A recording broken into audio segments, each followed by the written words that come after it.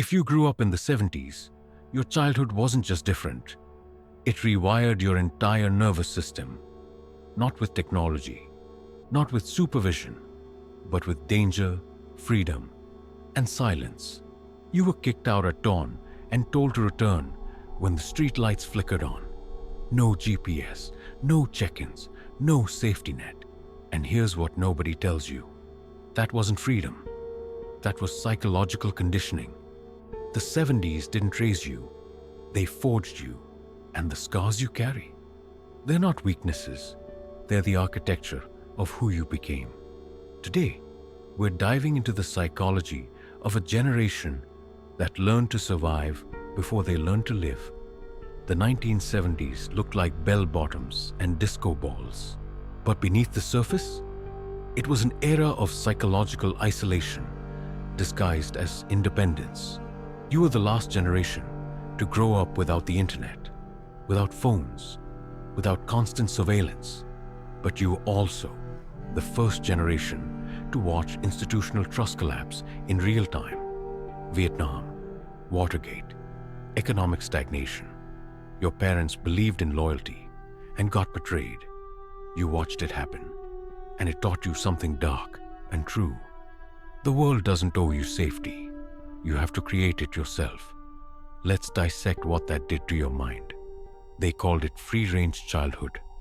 You call it survival training. You left the house at 6 years old and governed yourself until nightfall. You built forts. You explored. You got lost. And when you got hurt, you figured it out because nobody was coming. Here's the psychological truth they don't teach in textbooks. Unstructured time doesn't just build independence. It builds loneliness, the kind that sits in your chest like a stone, the kind you learn to carry silently. When no one guides you, you become your own compass. But compasses don't feel. They just point north. You learn problem solving, yes. Resourcefulness, yes. But you also learn something darker, that you are fundamentally alone, that the world is indifferent, that survival is a skill you develop quietly, in the spaces between supervision. Modern children are anxious because they're never allowed to fail. You failed constantly, small failures, recoverable ones, and each time, you learn the same cold lesson. No one is coming to save you. That's not resilience. That's adaptation to abandonment. The 70s didn't babysit you. They simply opened the door and let the world teach you. And the world? It's a harsh teacher. You rode bikes without helmets. You played on metal playgrounds that scorched your skin in summer. You launched yourself off homemade ramps and prayed physics would be kind. A scraped knee was your first therapist. A bad fall was your first lesson in momentum and mortality. Psychologists talk about anti-fragility, systems that grow stronger under stress. That was you. Every minor injury, every close call, every moment of manageable danger taught your nervous system a fundamental truth. Pain is temporary. Fear is negotiable. Survival is possible. But here's what they don't mention. When you face risk early, you don't develop courage. You develop numbness. You learn to tolerate pain because pain was inevitable. You learn to manage fear because fear was constant. And somewhere along the way, you stopped asking if you should take the risk. You just took it, because that's what you were trained to do. Modern children are bubble-wrapped, protected. Their first real failure feels catastrophic because they've never practiced recovery. You practiced recovery every single day, until recovery became reflex, until fear became background noise. When you face risk young, adulthood doesn't intimidate you. It just feels familiar. Every friendship you made happened face to face. Every rejection, every embarrassing moment, every conversation. There was no filter, no persona, no carefully curated highlight reel. You couldn't rehearse your personality or edit your awkwardness. You just existed, raw and unpolished. When conversations happened face to face, you couldn't hide behind a screen or behind a persona. Your body language told the truth. Your nervous laughter exposed you. Your silence said more than words ever could. This created something rare.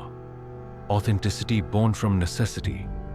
You learned to read people because survival depended on it. Facial expressions, tone shifts, the space between words. You became fluent in human emotion because there was no other language available. But here's the wound. You also learned that vulnerability is dangerous, that showing weakness invites exploitation, that people will use your honesty against you if you're not careful. So, you developed armor, thick enough to protect you, thin enough to still feel. Modern relationships are performative, curated, algorithmic. Yours? Yours were messy and real and sometimes brutal.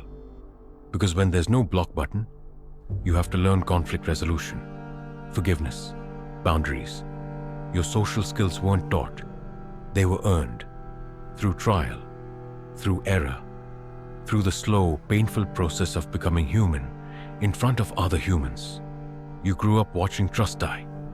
Vietnam revealed that governments lie. Watergate proved that power corrupts. Your parents worked loyally for decades and got nothing in return. You learned early. Authority is just another mask, not a truth. This isn't rebellion. This is psychological clarity. You don't reject authority. You interrogate it. You respect competence, not titles. You follow leaders who earn it, not those who demand it. The generation before you obeyed without question.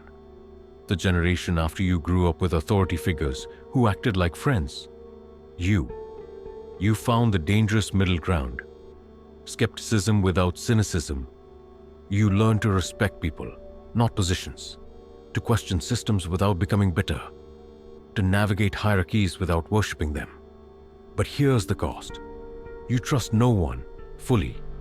Not institutions, not leaders. Sometimes not even yourself. Because when you watch the structures that promise safety crumble in real time, you learn that the only reliable foundation is the one you build inside your own mind. Your parents believed in hard work and loyalty. They gave 30 years to companies that replaced them the moment profits dipped. You watched it happen, and it taught you something cold and necessary. Loyalty is a one-way street. Companies love your work ethic, but they don't love you. So you adapted. You work hard, not because the system rewards it, but because you refuse to be mediocre. It's not about external validation. It's about internal standards, pride, control. You learn to be self-reliant because dependency is dangerous, to be adaptable because stability is a myth, to value competence over credentials because you've seen too many frauds with impressive titles. Modern workers expect loyalty from employers. You know better. You watched loyalty die in boardrooms. You learned that job security is an illusion, that the only person looking out for your future is you. This made you pragmatic, self-directed, resilient, but it also made you exhausted. Because when you can't depend on anything outside yourself, you carry everything inside.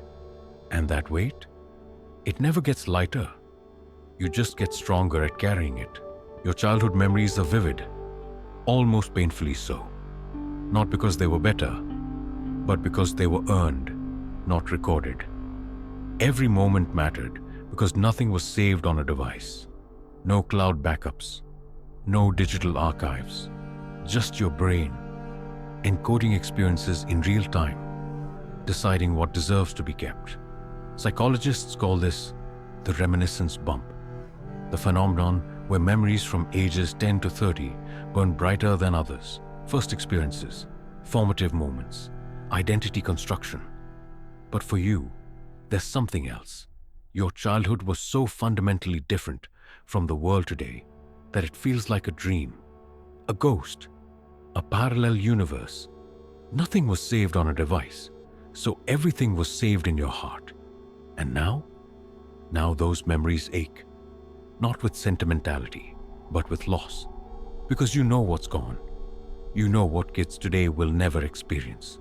Silence, boredom, the necessity of imagination, the terror and freedom of being truly alone. Nostalgia isn't just remembering the past, it's mourning what can never return. So what is the psychology of someone who grew up in the 1970s? You are the generation that learned independence through isolation, resilience through pain, authenticity through necessity, skepticism through betrayal. You were forged in an era that didn't protect you. It challenged you, and you survived. But here's the question nobody asks. Did you survive because you were strong? Or did you become strong because survival was the only option? The 70s didn't give you a childhood. They gave you a test. And you passed. Not with joy, but with grit. You learned that the world is indifferent, that authority is performative, that loyalty is transactional, that safety is something you build, not something you're given. These aren't lessons, they're scars. And scars don't heal. They just become part of the landscape. You are nostalgic not because the 70s were perfect, but because they were real, messy, dangerous, honest.